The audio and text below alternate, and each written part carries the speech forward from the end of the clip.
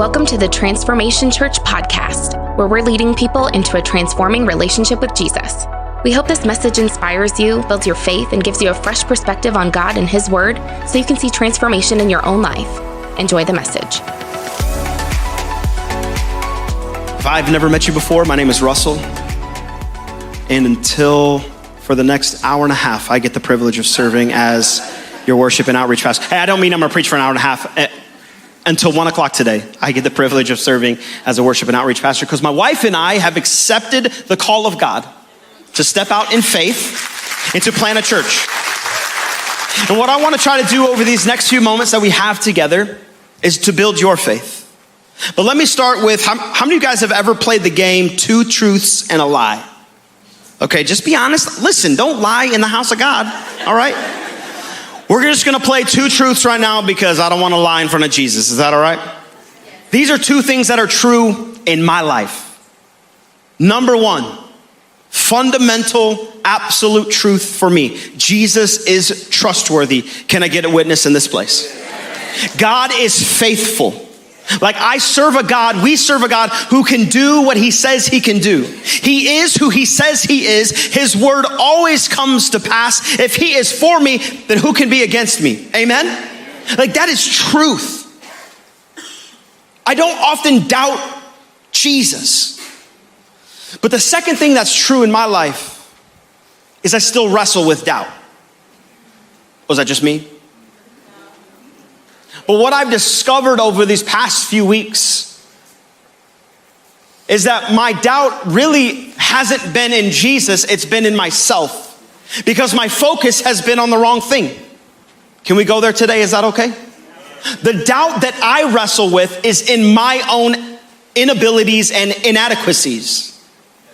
And because I, like most humans, if we're honest, am very self-centered, I often focus on my inabilities rather than His ability. It's not that I doubt Him, but when I look at the realness of my circumstance, I struggle with doubt.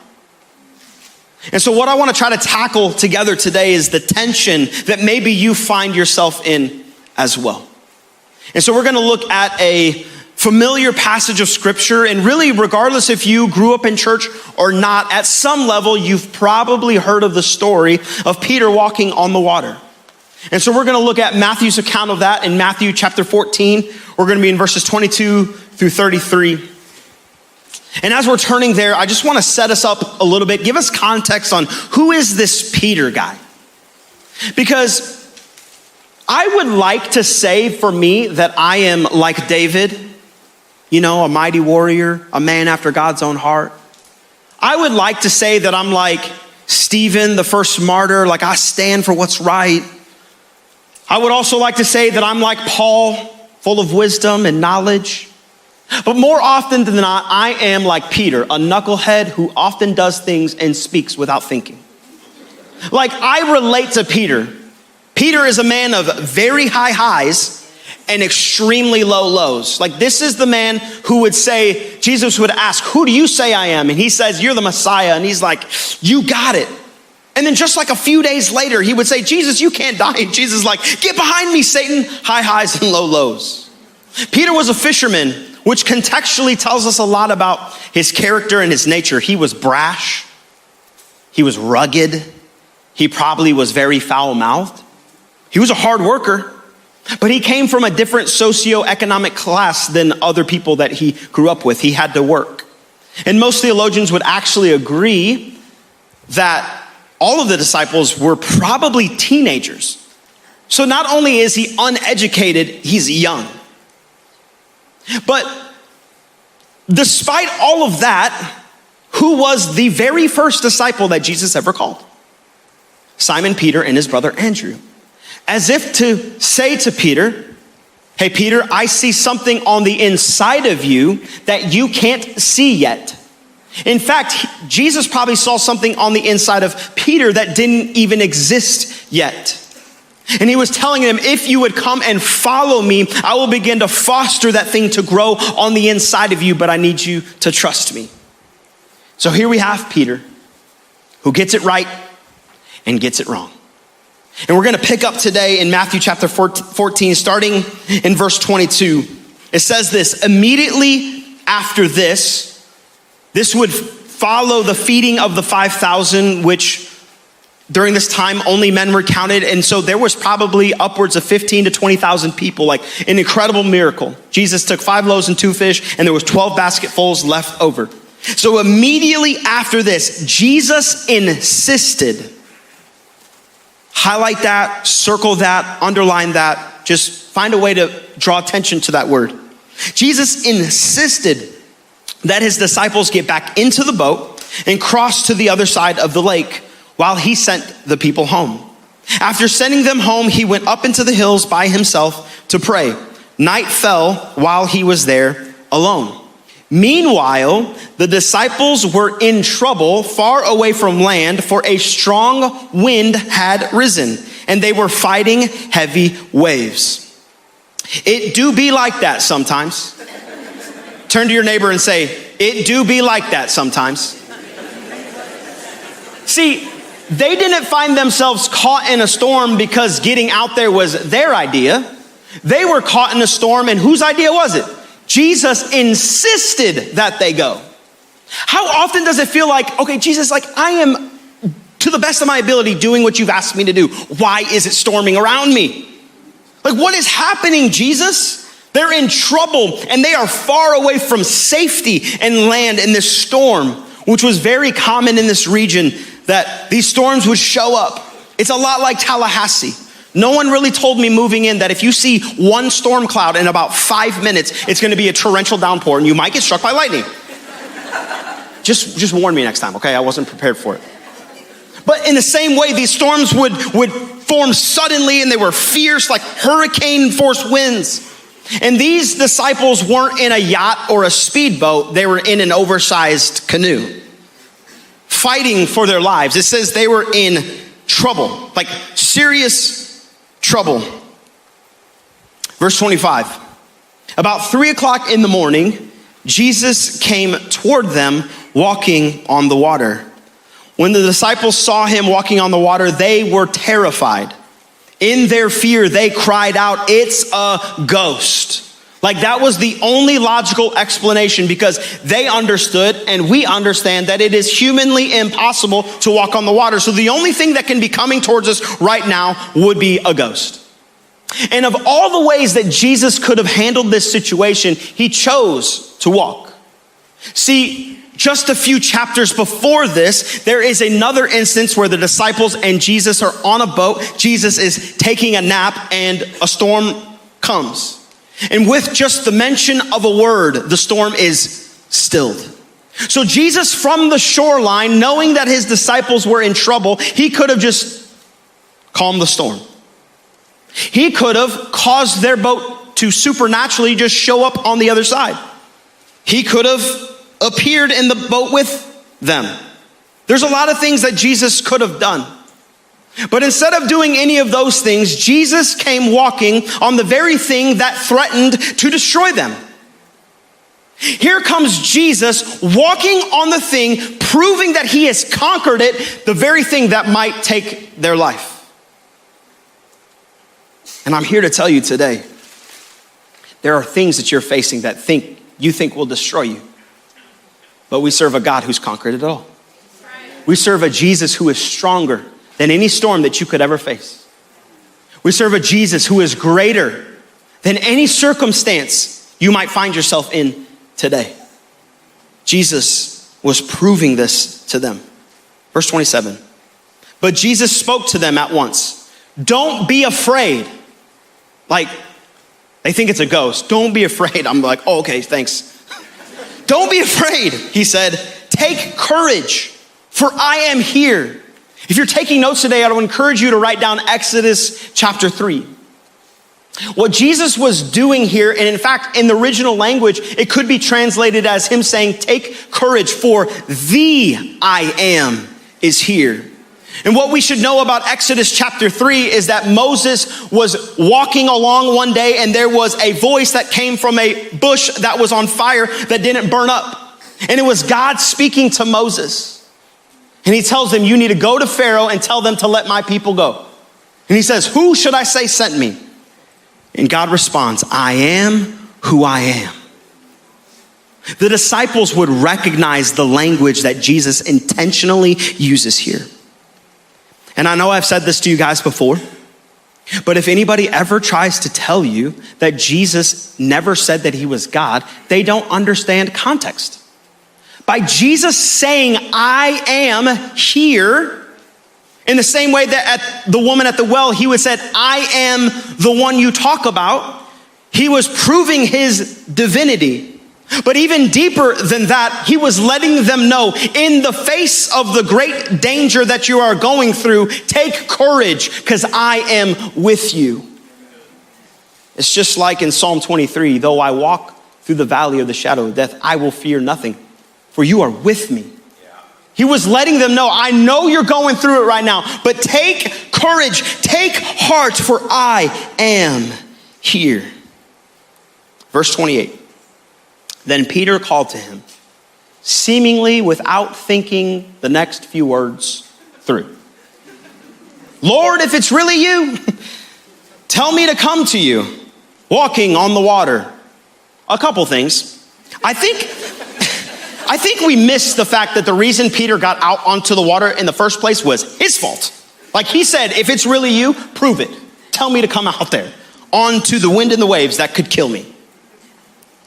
If I were Peter, I would probably have a little more sense to be like, hey, Jesus, if it's really you, tell me what I ate for breakfast this morning. That's safe, right?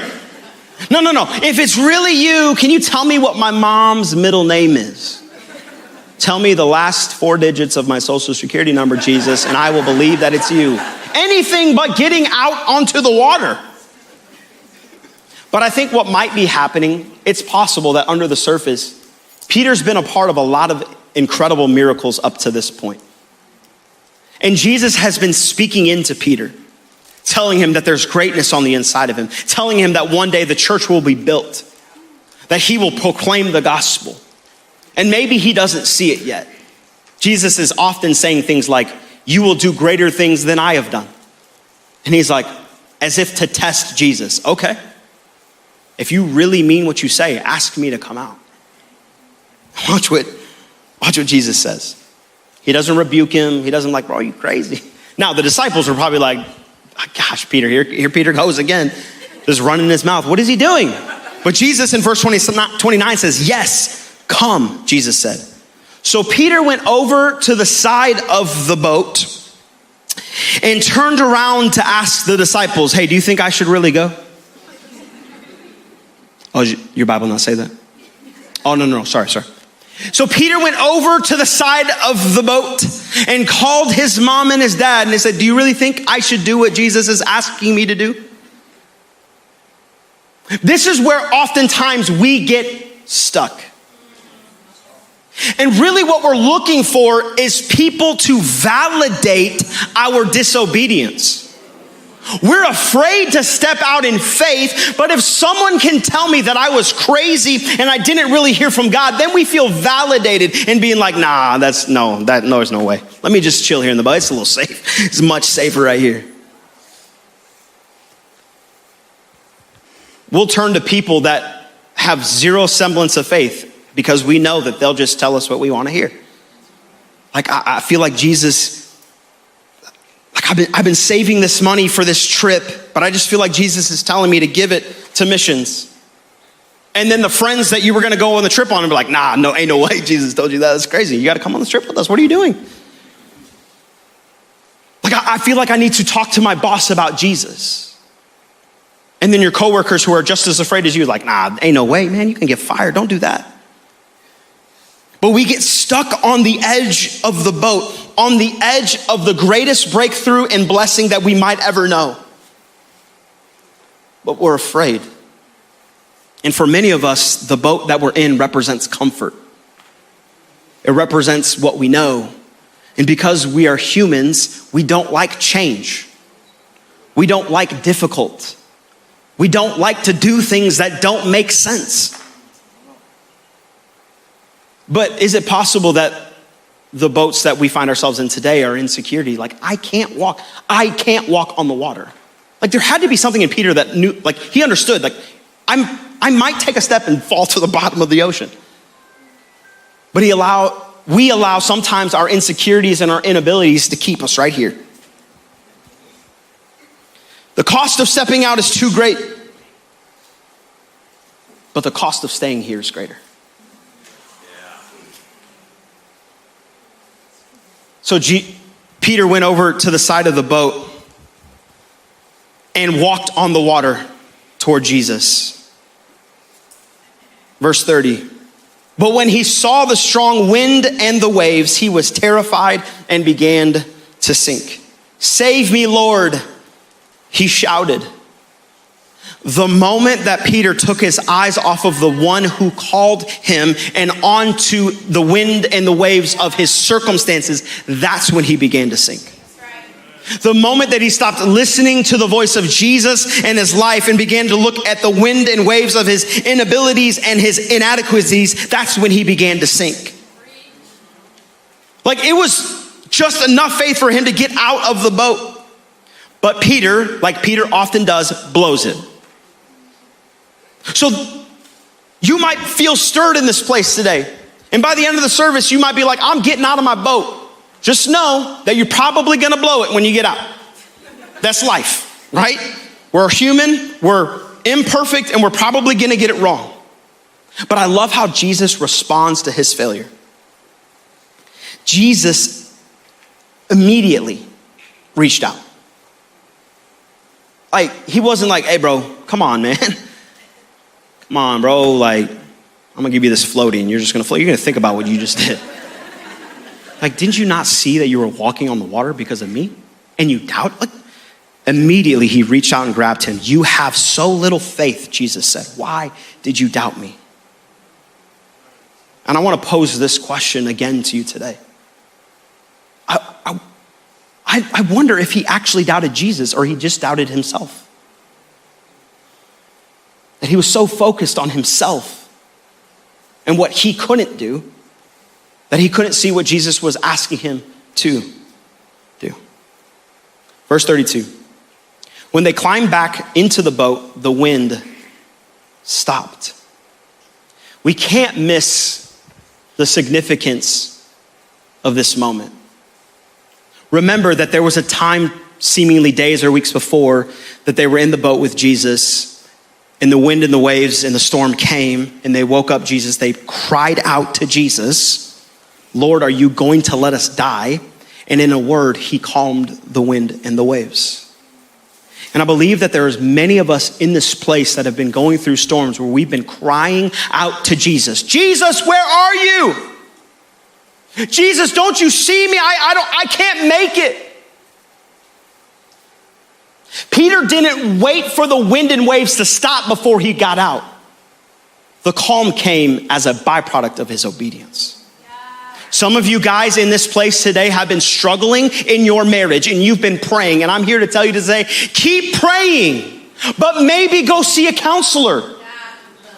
Like, there are those of us in here that we've been struggling with finances and like, God, I just pray that you would supernaturally keep praying, but maybe it's time to apply for another job. Maybe it's time to step out in faith into the unknown, into something that we've never done before, because it was after he obeyed the word of God, then the storm was calmed. Some of you in this place have been going through it. And you've been praying. And please don't hear me say that prayer is not enough. Prayer is enough. But faith without works is what? It's dead. So maybe you need to go back to the last thing that Jesus asked you to do and do it. There are those of you in this place that Jesus asked you to serve. And we can come up with 101 excuses on why, like Sunday is my only day off, like it's the only time I get to sit in church with my family, like, and there'll be people in our life, they're like, yeah, man, you're so busy, don't do that. But if Jesus has asked you to do it, do it. There are people in here that God has asked you to do some radical things. And I know it doesn't make sense. But quite possibly the storm that you're facing could be calmed on the other side of your obedience. But I'm here to build your faith even more today. You ready? You're in one of three places in this place right now. You're either in a storm, you're coming out of a storm, or buckle up because you're getting ready to go into another storm. So the storms are always going to come. It's not a matter of whether or not the storms will stop, because until we get to eternity, that's just the reality of this life that we live in. But what are you doing in the storm? Are you walking in faith and obedience? In verse 33, then the disciples worshiped him. You really are the Son of God, they exclaimed. I want to close with this statement. It's time to shift your focus off your lack and onto his goodness. It's time to take your eyes off of what you don't have onto what he does have. Like, do you think that I think that I'm qualified to go move 2.5 hours on the road to plant a church? I'm not. Do you think that I have the experience necessary? I don't. Do you think that I think that in and of myself, my abilities, that I have what it takes? I don't. But I didn't choose me, God chose me. Do you think that everybody in my life understands what I'm getting ready to do? Like at 1 p.m. today, I don't have a job anymore. I've already put my 45-day notice in several weeks ago with my apartment complex. Like, we're going. But they didn't choose me, God chose me. So regardless of what I feel about myself, it doesn't matter in the grand scheme of things, because if God chose me, that means he has identified something inside of me that if I walk in obedience, he will cultivate it and it will come to pass. I've had people like, oh man, I bet you can't wait to go. Can I just be really honest with you guys? I don't really want to go. It's nice having a job that every 2 weeks you get paid. It's nice having a place to stay. It's nice having comfort and safety. But more than anything, I want to be obedient. I don't want to miss what God is doing. Because you see, on the other side of your discomfort or your comfort is not only breakthrough and blessing, but there is someone waiting on the other side for your obedience. We're not going just because we want to try to build a cool church. We're going because we know that there are people in the Fort Walton Beach region that need Jesus. And it's not that there's not incredible churches. There are incredible churches there. But what we've seen over the last 20 years is population boom and church adherence decline. We need more churches. And there are people there that are waiting for someone to just say, yes. I want to finish with telling you this dream that I had. The Lord confirmed, actually pre-confirmed what he was calling us to. So the long and short of it is, back in April, the Lord arrested my heart and my wife's heart as a part of the West Florida Ministry Network conference that had nothing to do with church planting, but someone got up there and shared their story about church planting, and I was weeping as if what used to be a dream was now a burden. And I knew that at some point I was gonna have to do this. And I knew that God was gonna have to get a hold of my wife's heart, because she was the one that said, I will never do that. And we're driving home and we're just processing through what just happened, and we could both recognize the same moment where the same individual was speaking, where we knew that God was placing a burden on our hearts for the region of West Florida.